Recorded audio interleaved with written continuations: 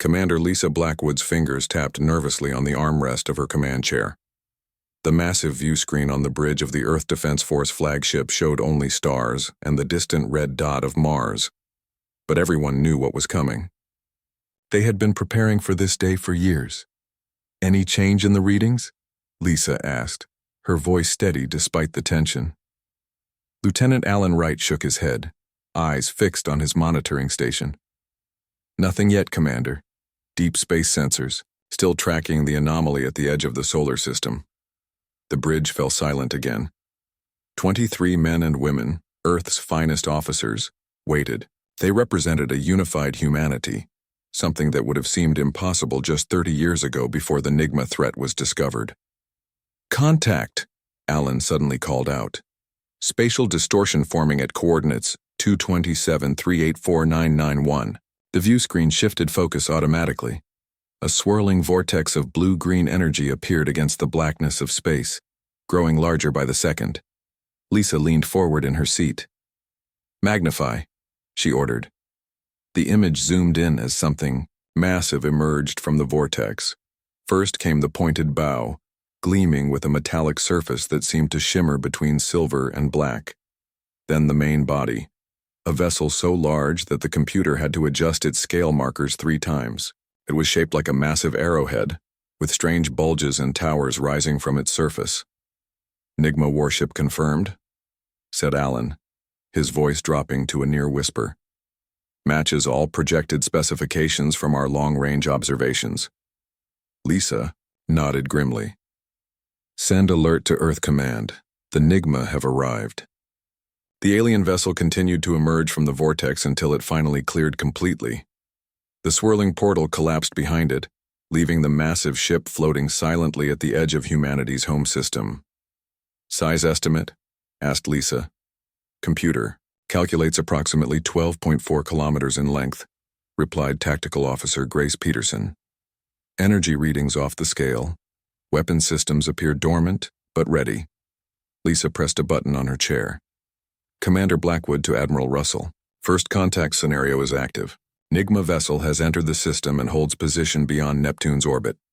Admiral Kevin Russell's voice came through clear and strong. "Understood, Commander. Hold position and monitor. Earth Defense Council is assembling now." In the massive, underground chamber beneath Geneva, representatives from all Earth nations gathered around the circular table. Admiral Russell stood at the center, his weathered face illuminated by the holographic display showing the Nigma vessel. "Ladies and gentlemen," he began, "the day we've prepared for has arrived. The Nigma Empire has finally turned its attention to our solar system." Defense Minister Elena Rodriguez shook her head. "Are we certain they're hostile? Perhaps this is just exploration." Russell touched a control and the display changed to show dozens of different worlds. "These are the 46 civilizations the Nigma have encountered before us. All now serve as resource colonies or have been completely stripped of valuable materials. Their pattern never varies: arrival, demands, demonstration of force, then conquest." President William Carter stood up. "Our intelligence on them is limited. How can we be sure our preparations will be sufficient?" Before Russell could answer, the chamber's communication system activated. "Emergency alert from the outer system," announced a voice. "The Nigma vessel is broadcasting on all frequencies." The holographic display shifted again, showing a figure that made several council members gasp. The being appeared humanoid but with proportions that seemed wrong. Too tall, limbs too thin, with skin that had a bluish metallic sheen. Its face featured 4 eyes arranged in a diamond pattern and no visible mouth or nose. When it spoke, the sound seemed to come from everywhere at once. The translation computers worked instantly, converting the strange harmonic tones into English. "People of the third planet, your system now falls within the domain of the Nigma Empire. Your technological development has reached the threshold for contact. You will provide the following: all naturally occurring radioactive elements, all rare earth metals, 30% of your planet's fresh water, and 50,000 of your species for study and labor. Compliance will result in your civilization being permitted to continue under Nigma protection. Resistance will result in resource extraction by force. You have one planetary rotation to respond. The transmission ended abruptly. The council chamber erupted in shouts and arguments. Silence, ordered President Carter. The room gradually quieted. Admiral Russell, your assessment? Russell's face was grim. Exactly as we predicted, Mr. President. Same demands they've made to dozens of worlds. We've intercepted enough of their communications over the years to know what happens next. If we show any weakness, they'll demonstrate their power by destroying an outer system installation, or perhaps our moon base. And our options? Asked the Chinese representative. We proceed with Operation Singularity, Russell replied. Dr. Grant has confirmed the weapon is ready.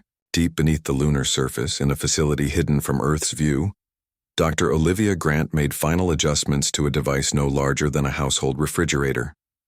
The room around her was filled with the most advanced quantum computing equipment ever built by human hands. Field stability at 98%, said her assistant, Peter Chen. That's within acceptable parameters. Olivia nodded, her red hair tied back tightly in a ponytail. Loaded onto Delivery Vehicle 1. I want all 6 units ready for deployment within 4 hours. Peter looked concerned. Has Earth Command authorized deployment? This technology, we've never tested it on this scale. They've arrived, Peter, Olivia said quietly. The Nigma are here making the same demands they always make. We knew this day would come. That's why we built these. She placed her hand on the device, feeling the slight vibration of the machinery inside. Project Singularity represented humanity's greatest scientific achievement, and potentially its most terrible weapon. Do you think they'll back down when we warn them? Peter asked. Olivia shook her head. The Nigma have conquered 46 civilizations. They've never encountered meaningful resistance. Their psychology profile suggests they're incapable of recognizing a superior threat until it's demonstrated. They won't believe we can hurt them. And we can, right? Peter's voice held a note of uncertainty. Olivia looked through the reinforced window at the 5 other devices being prepared for transport. What we've created here doesn't just defeat them, Peter. It rewrites the rules they think are unbreakable. The universe they understand will literally cease to function around them. In orbit around Earth, Ambassador Daniel Martinez prepared to deliver humanity's response to the Nigma demands. The message had been carefully crafted by Earth's unified leadership. Not a surrender, not a negotiation, but something the Nigma had likely never received before. A warning. Ambassador Daniel Martinez stood alone in the broadcast chamber. Cameras positioned around him would transmit his image to the Nigma vessel. Behind him hung a simple blue flag with the emblem of United Earth, a circle showing the planet surrounded by olive branches. No weapons, no displays of military might. Just a man representing humanity. Daniel straightened his dark blue uniform and nodded to the technician behind the glass wall. I'm ready. The red light on the main camera blinked. Daniel looked directly into it, his expression serious but calm.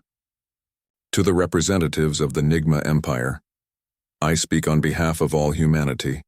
We have received your demands and studied your history across the stars. For decades, we have observed your expansion and the fate of civilizations who encountered you before us. He paused, letting the words hang in the air. We refuse your terms. Earth and the Sol system are not available for resource extraction. We will not surrender our people for study or labor. We will not give up our water or minerals. In the command center beneath Geneva, President Carter watched the transmission with the Defense Council. Some members looked nervous.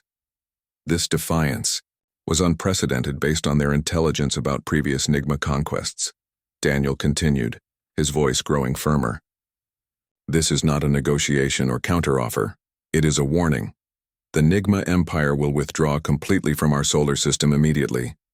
Any hostile action against Earth or our outposts will be met with consequences beyond your understanding. The bridge of her ship, Commander Blackwood watched the transmission alongside her crew. The air felt electric with tension. He's really doing it, whispered Lieutenant Wright, telling the most powerful empire known to history to back off. Lisa nodded slightly. Because we can back it up. For the first time, the Nigma are facing something they don't understand. On the massive view screen, the transmission switched to show the Nigma representative. The alien's four eyes seemed to pulse with blue light as it responded. Your species is primitive and arrogant. Your civilization has barely achieved system travel. Your defiance is noted as unusual, but meaningless. To demonstrate the futility of resistance, we will now eliminate your outpost orbiting the sixth planet as a sample of our capability. The transmission cut off abruptly. On tactical displays throughout Earth's defense network, the Nigma warship began moving toward Saturn, where a small research station housed 37 scientists and engineers. Admiral Russell immediately opened a channel to the station. Research Post Saturn, this is Earth Command. Emergency evacuation, repeat emergency evacuation. Hostile forces inbound to your position. The station commander's voice came back, strained but professional. Acknowledged, Earth Command. Evacuation pods launching now. ETA to safe distance. 8 minutes. Russell turned to President Carter. Mr. President, request permission to execute Protocol Omega. Carter looked around the table at the leaders of Earth. One by one, they nodded their agreement. This was why they had unified. This was what they had prepared for. Permission granted, Admiral. May God help us all. On the lunar surface, 6 small unmanned vessels lifted off from hidden launch bays. Each was barely larger than a shuttlecraft, with minimal propulsion systems and no weapons. Inside each, secured in specialized containment fields, was a singularity device. Dr. Grant watched them depart from her control room. All 6 vessels showing green status, she reported. Trajectory calculations confirmed. In orbit around Saturn, small evacuation pods raced away from the research station. The last pod had just cleared minimum safe distance when a beam of intense, purple energy lanced out from the Nigma warship. It struck the station, which exploded instantly into superheated plasma. Station destroyed, reported Grace Peterson on the bridge of Commander Blackwood's ship. All personnel safely evacuated. Lisa nodded grimly. The Nigma are following their standard pattern. First demonstration of force, then escalating attacks until surrender. Except this time we're not surrendering, said Wright. And we're not fighting, not the way they expect, added Lisa. The Nigma vessel, having completed its demonstration, turned back toward the inner solar system. A new transmission began broadcasting. People of Earth, you have witnessed a fraction of our capability. Your defiance is irrational. To prevent unnecessary destruction, we will accept your surrender within the next planetary rotation. After that time, we will target your lunar installations. In the Geneva Command Center, Admiral Russell received confirmation that all 6 Singularity vessels were on course. Mr. President, Protocol Omega is proceeding as planned. Singularity devices will reach deployment positions in approximately 3 hours.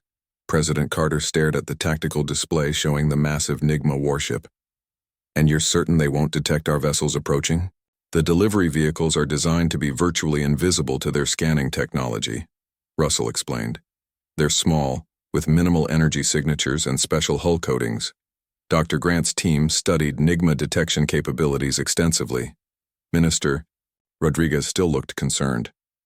But if they do detect them, then they'll destroy them, Russell said simply. But they only need to miss one. On the lunar base, Dr. Grant was explaining the same concept to her team. The Nigma rely heavily on quantum-based technology. Their sensors, weapons, propulsion, all operate on principles that assume certain physical constants. She brought up a holographic display showing complex equations. Project Singularity creates a field where those constants change. Within the field, their technology doesn't just fail. It becomes impossible according to the new local physics. Peter Chen looked at the equations with a mixture of awe and horror. We're literally changing how reality works around them.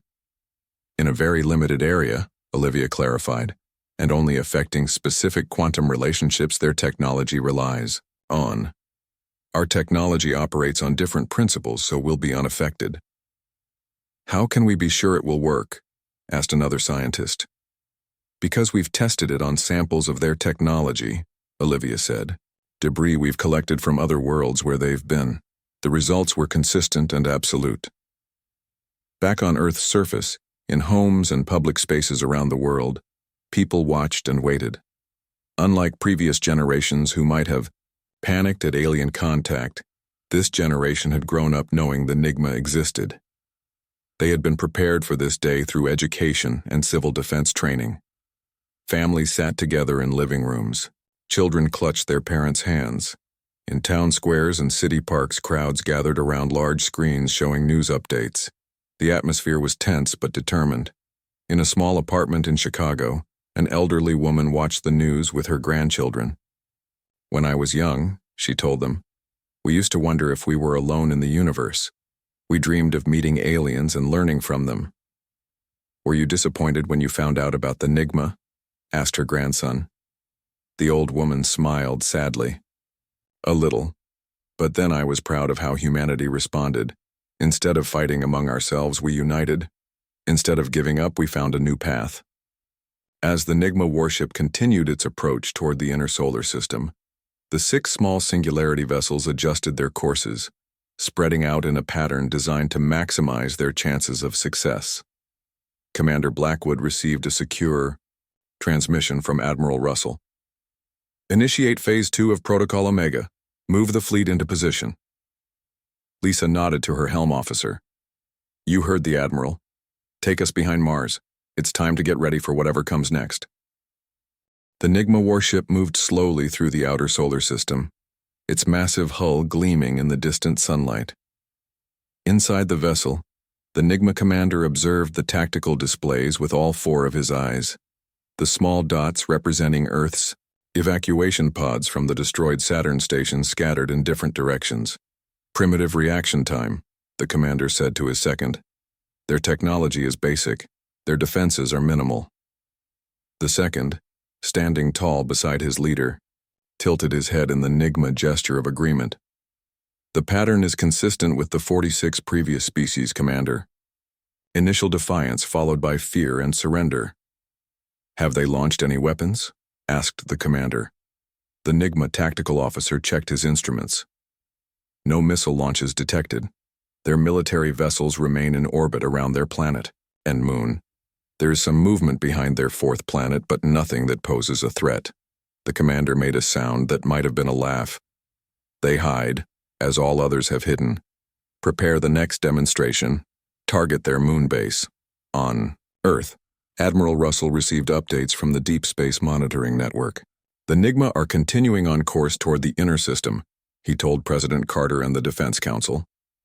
Current trajectory suggests they'll be in position to strike the moon in approximately 2 hours. And our singularity vessels? Asked Carter, approaching optimal positions. The Nigma have shown no sign of detecting them. Minister Rodriguez looked at the display showing the 6 small Earth vessels spreading out in an expanding pattern ahead of the Nigma warship. They appear to be ignoring our warning completely. That's what we expected, Russell replied. The Nigma have never faced effective resistance. Their psychology profile indicates extreme confidence bordering on arrogance. They won't consider us a threat until we prove otherwise. And by then it will be too late, said Carter quietly. Behind Mars, Commander Blackwood's fleet held position. 12 ships, the most powerful Earth had ever built, yet still tiny compared to the Nigma vessel. Singularity vessels report ready for activation, Lieutenant Wright informed her. Dr. Grant is standing by for final confirmation. Lisa nodded, her face illuminated by the soft blue light of her tactical display. All ships maintain position. Remember, we don't engage until after the singularity effect is confirmed. On the main view screen, a small alert appeared.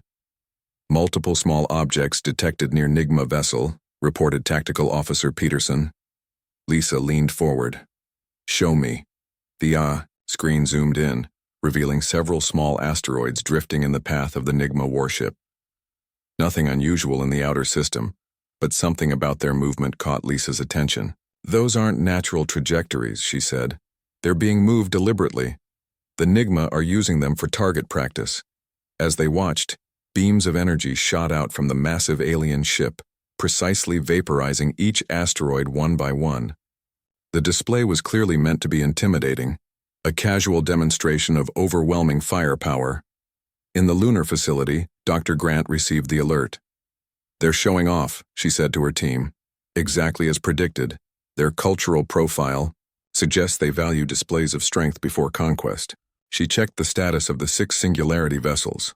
All were functioning perfectly, moving into their final positions. Soon they would surround the Nigma warship at precisely calculated distances. "Begin final activation sequence," she ordered.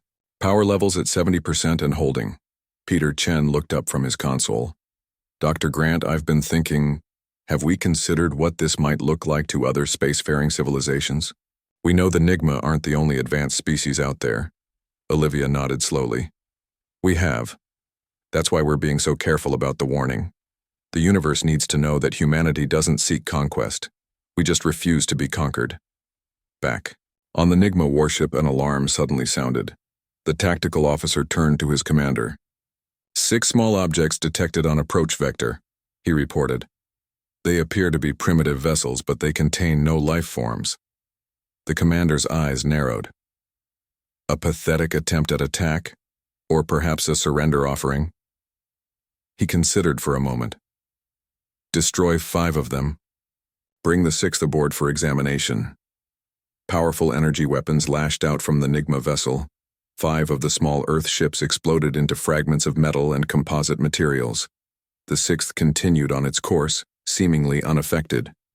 "Tractor, beam engaged," reported the Nigma engineer. "Bringing final Earth vessel into docking bay 3. Inside the Geneva Command Center, alarms blared. 5 Singularity vessels destroyed," reported a technician. "Vessel 6 has been captured by Nigma tractor beam." Admiral Russell's expression didn't change. "Exactly as planned. Send the activation signal." In her lunar control room, Dr. Grant received the command. Her fingers moved quickly across the control panel.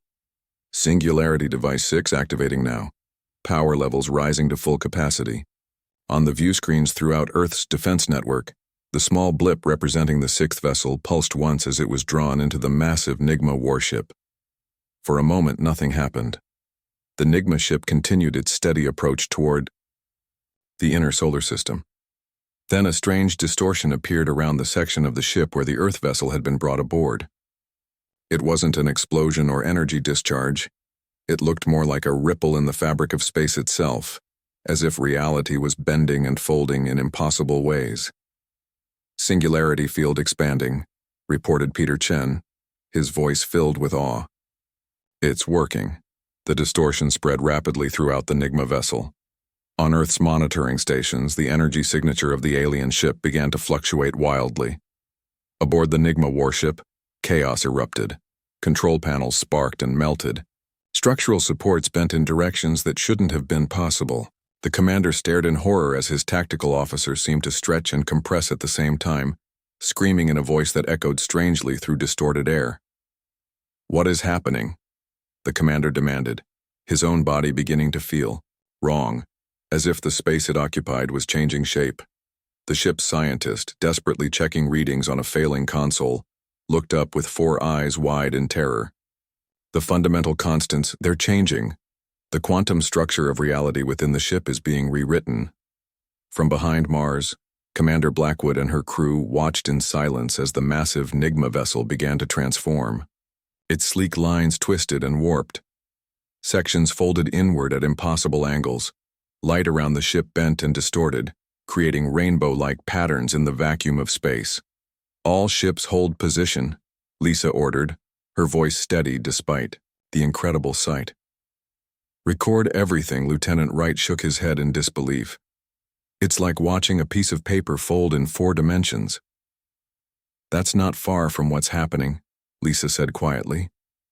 "Dr. Grant created a weapon that doesn't destroy matter. It changes the rules that matter follows." The distortion continued to spread throughout the Nigma vessel. Systems designed to operate under normal physical laws failed catastrophically.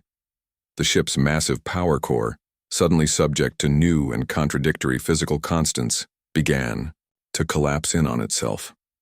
In the Geneva Command Center, Earth's leaders watched the feed from Commander Blackwood's ship. The room was completely silent except for the soft hum of equipment. It worked, President Carter finally said. They ignored our warning. Admiral Russell nodded grimly. And now they no longer exist. At least not in any form we would recognize. On the lunar base, Dr. Grant stared at the readings from the distant sensors. The Nigma ship was still there, but it was no longer a ship. It had become something else. A twisted, folded mass of matter existing in a bubble of altered reality, where the basic rules of physics had been rewritten. Containment field is stable, she reported. The effect won't spread beyond the Nigma vessel. Peter Chen looked up from his console. What happens now? Olivia took a deep breath. Now we send one more message, not just to any Nigma reinforcements that might be waiting, but to the entire galaxy. And what's that message? Asked Peter. That humanity wishes to live in peace, she said quietly. But we will not be conquered. 3 days after the Nigma warship's transformation, Commander Lisa Blackwood stood in a special observation room aboard her vessel. Through the reinforced viewport, she could see the twisted remains of what had once been the most powerful ship in known space. It hung in the darkness like a strange sculpture, its once smooth surfaces now folded and warped in ways that hurt the eyes to look at directly. It's still changing, said Dr. Olivia Grant, who had come up from the lunar base to observe firsthand. Slowly, but the process continues, Lisa nodded. My crew reports having strange dreams when they look at it too long. Some say they can see shapes moving inside that shouldn't be possible. They're right, Olivia said quietly. What we're seeing is matter existing according to different physical rules. The Singularity device didn't just disable their technology, it rewrote the laws of nature within its field. And the Nigma themselves? Asked Lisa.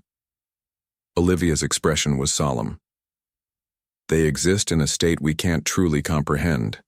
Not dead, in the conventional sense, but not alive as we understand it either. They're experiencing a reality where the most basic constants of the universe are different. A communication alert sounded. Lisa tapped the panel on her wrist. Blackwood here. Admiral Russell's voice came through clearly. Commander, we're picking up unusual readings at the edge of the system, similar to the distortion that preceded the Nigma's arrival. Lisa and Olivia exchanged concerned looks. More Nigma ships? Lisa asked. Unknown, Russell replied. But given their command structure, it's logical to assume they would send reinforcements if their first vessel failed. Report to the bridge immediately. Lisa turned to Olivia. It seems we might need your expertise again, Doctor. On the bridge, the tactical display showed a growing anomaly at almost the same location where the first Nigma ship had appeared. Energy readings fluctuated wildly. Analysis? Lisa asked as she took her command chair. Lieutenant Wright studied his console. Similar to the previous Nigma entry point, but the energy signature is different. More controlled somehow. Could they have modified their approach based on what happened to their first ship? Asked Tactical Officer Peterson. Olivia, who had followed Lisa to the bridge, shook her head. Unlikely. The singularity effect prevents any data transmission from inside the field. The first ship couldn't have sent a warning. The anomaly expanded, forming the now familiar blue-green vortex. Everyone on the bridge tensed as something began to emerge. Size comparison to previous Nigma vessel? Lisa asked. Much smaller, Wright replied. Perhaps 1/5 the size. The ship that appeared was indeed smaller than the first Nigma vessel, with a different design.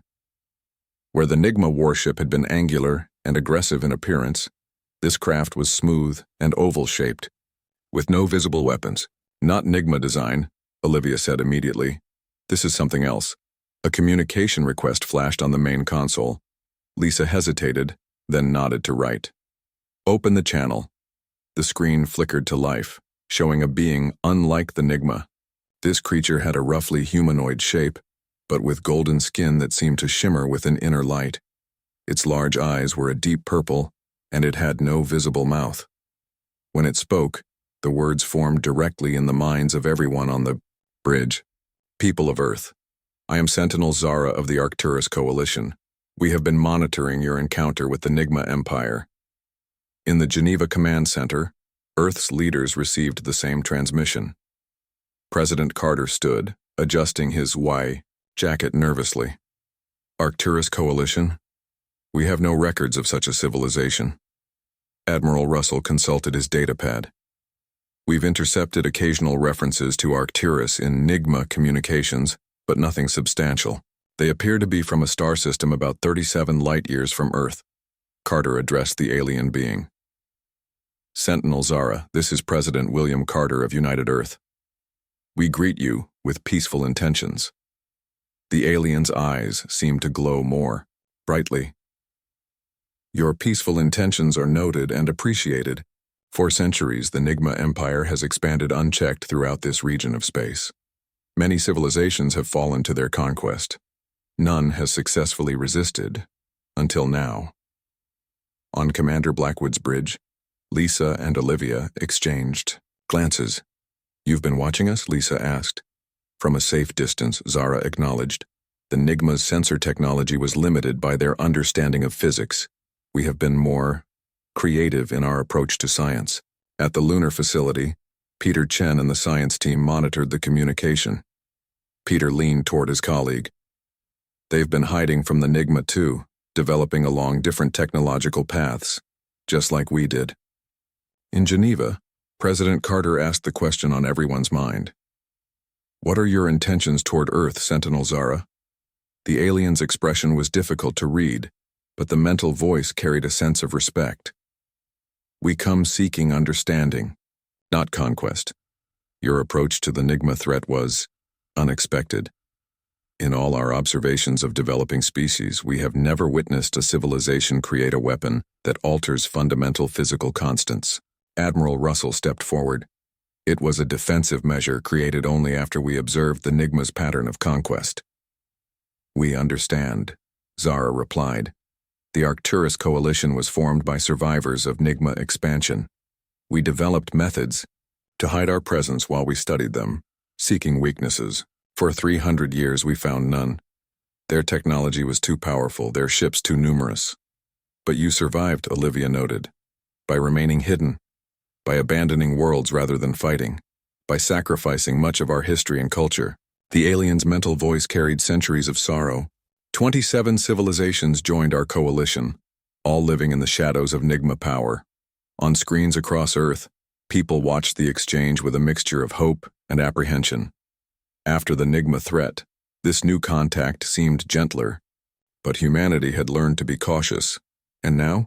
Asked President Carter. Now, said Zara, the impossible has happened. A young species has done what none of us could do, stop the Nigma advance. This creates possibilities. In homes and public spaces, humans listened intently. In a classroom in New York, children sat silently as their teacher turned up the volume on the screen. In a farm in Kenya, a family gathered around their communication device. On a fishing boat in the Pacific, sailors paused their work to hear the alien's words. The Nigma Empire is vast, Zara continued. The vessel you encountered was merely one of their scout ships, sent to assess your world for conquest.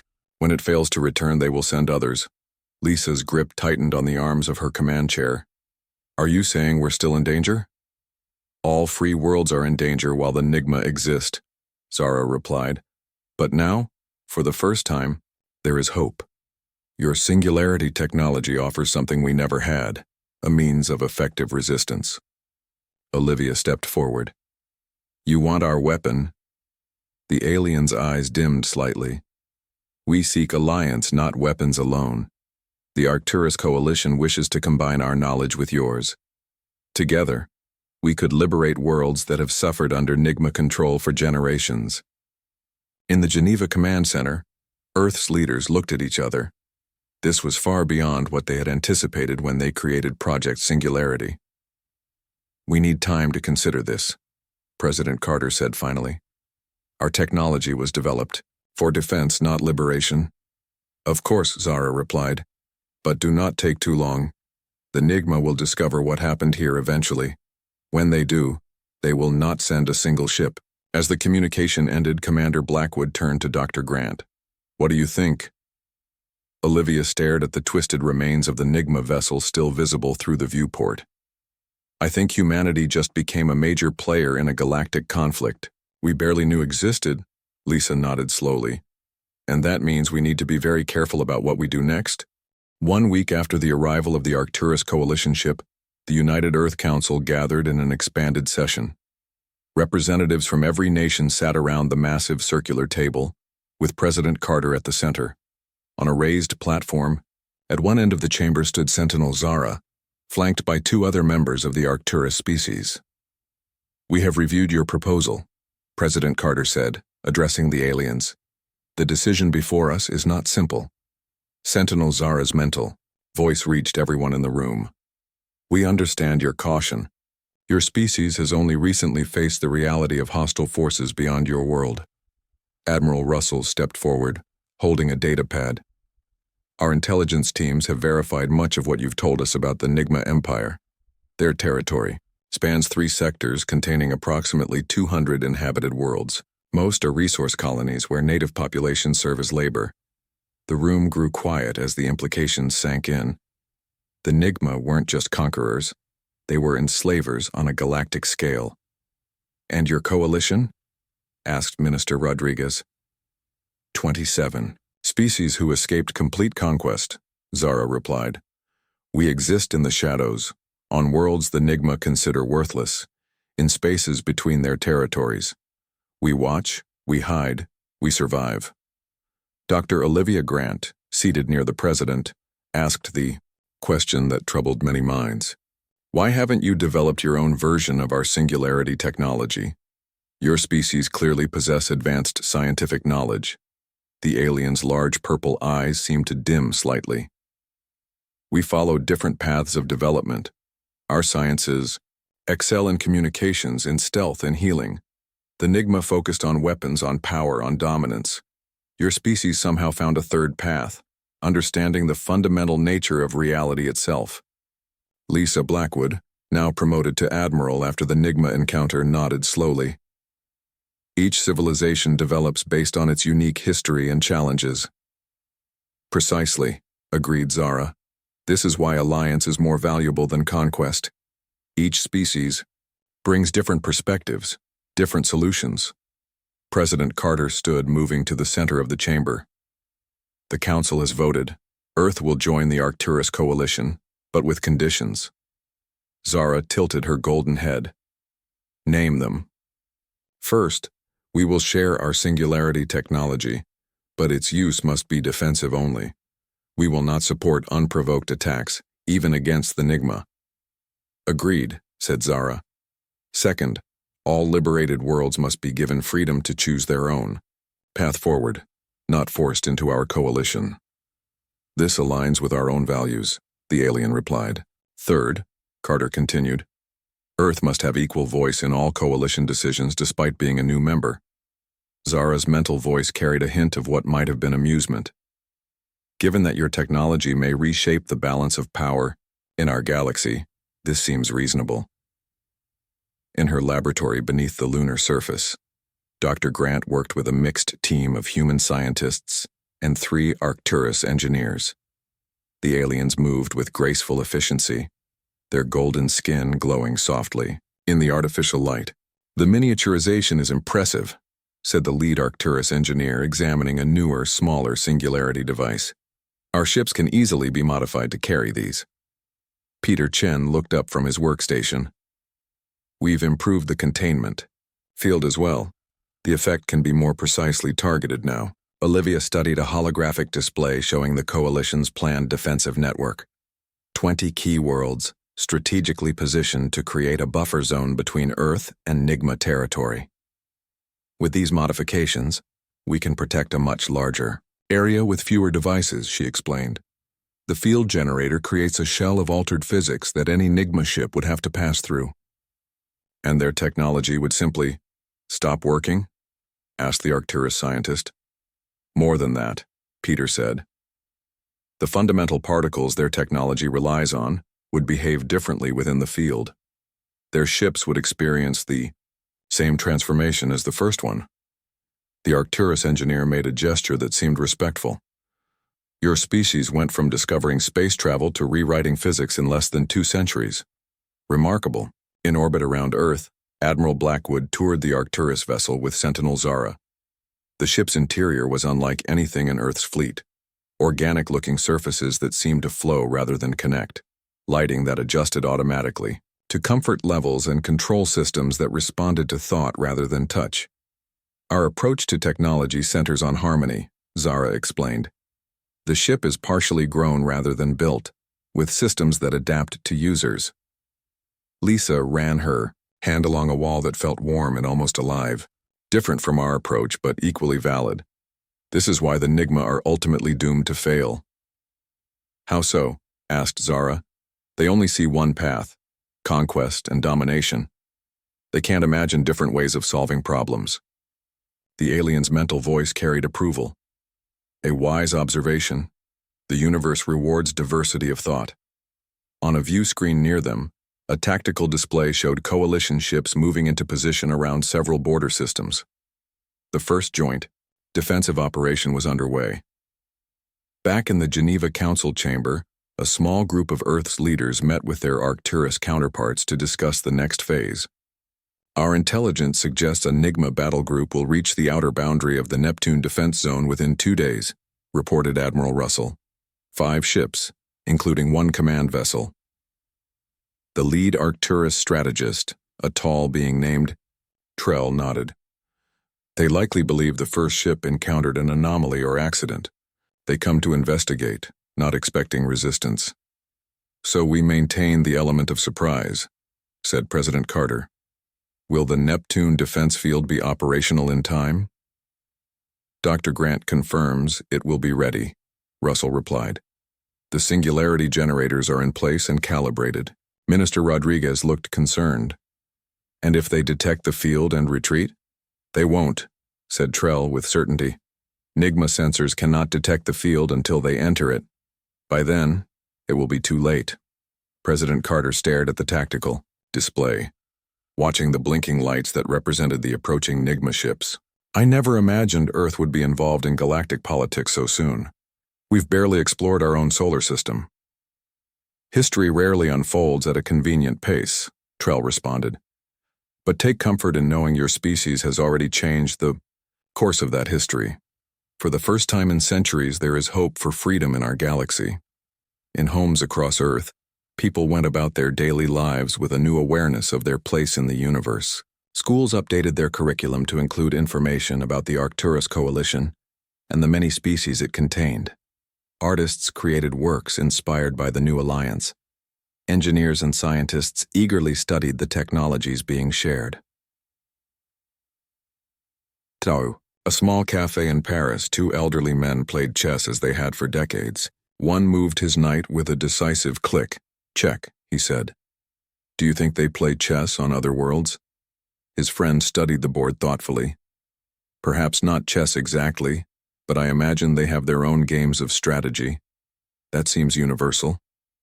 I wonder what games the Nigma play. From what we know, they play only one game, Conquest, and they've been winning for too long.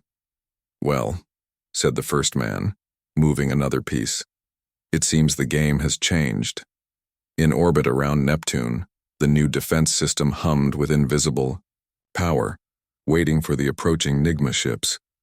Earth's first line of protection against an empire that had never known defeat until they encountered humanity. 1 year after Earth joined the Arcturus Coalition, Admiral Lisa Blackwood stood on the observation deck of the new Joint Command Station orbiting Jupiter. The massive gas giant provided an impressive backdrop through the transparent viewport, its swirling storms and colorful bands stretching as far as the eye could see. Beautiful, isn't it? Said a voice behind her. Lisa turned to see Dr. Olivia Grant approaching. The scientist looked different now. More confident, perhaps, or simply more at peace with the role her invention had played in galactic history. Never gets old, Lisa agreed. Hard to believe it's been a year already. Olivia nodded. A year since the Neptune defense system transformed 5 Nigma warships into twisted sculptures of impossible physics. The 2 women stood in silence for a moment, remembering the day when the Nigma battle group had entered the defense field. Unlike the first encounter, they had watched it happen in real time through remote sensors. The massive ships had distorted and folded just like the first one, becoming monuments to the danger of underestimating humanity. "The latest reports from the Coalition fleet?" asked Olivia. Lisa activated a holographic display that appeared in the air between them. It showed a map of nearby space with colored markers indicating various fleet positions. 17 Nigma outposts have been liberated so far, Lisa explained. Their command structure is in disarray. Without their technology advantage, they're struggling to maintain control of their territories. And the liberated worlds? Recovering. Some had been under Nigma control for centuries. Learning to self-govern again takes time. Lisa adjusted the display to zoom in on a particular sector. The Coalition has established aid stations on each world, providing food, medicine, and security until local governments can rebuild. A soft chime sounded, and both women turned as the observation deck doors slid open. President Carter entered, accompanied by Sentinel Zara and several other officials from both Earth and the Coalition. "Admiral Doctor," Carter greeted them. "I hope we're not interrupting." "Not at all, Mr. President," Lisa replied. "We were just reviewing the latest fleet positions." Zara moved to the viewport, her golden skin reflecting the light from Jupiter. "Your world has such beauty in its system. We have nothing like these gas giants in our home sector." "The real beauty," said Carter, "is what our alliance has accomplished. 1 year ago, the Nigma Empire seemed unstoppable. Now, their grip on the galaxy is failing daily." A human aide approached with a data pad. "Sir, the representatives from the Nigma homeworld have arrived at the station. They're ready for the meeting."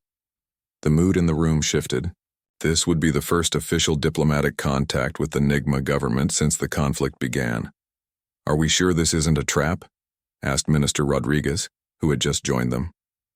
Zara's mental voice was calm. "Our intelligence is clear. The Nigma ruling council has been overthrown by reformers. These representatives come seeking terms, not victory." In the main conference chamber, the Earth Coalition delegation sat on one side of a long table. Across from them were 3 Nigma. Without their battle armor, they looked less intimidating. Tall, thin beings with metallic blue skin and 4 eyes arranged in a diamond pattern. The lead Nigma, who had introduced himself as Kelthax, spoke first. "We come seeking peace. The old regime has fallen. Those who pushed for endless conquest no longer hold power." President Carter's expression remained neutral. "Your empire has enslaved hundreds of worlds for generations. Forgive us if we require more than words as proof of your change in leadership." Kelthax nodded slowly, a gesture he had clearly learned to communicate with humans. "We offer complete withdrawal from all occupied worlds. We will provide reparations in technology and resources. We ask only for safe passage for our people to return to our home systems." Admiral Russell, seated beside Carter, leaned forward.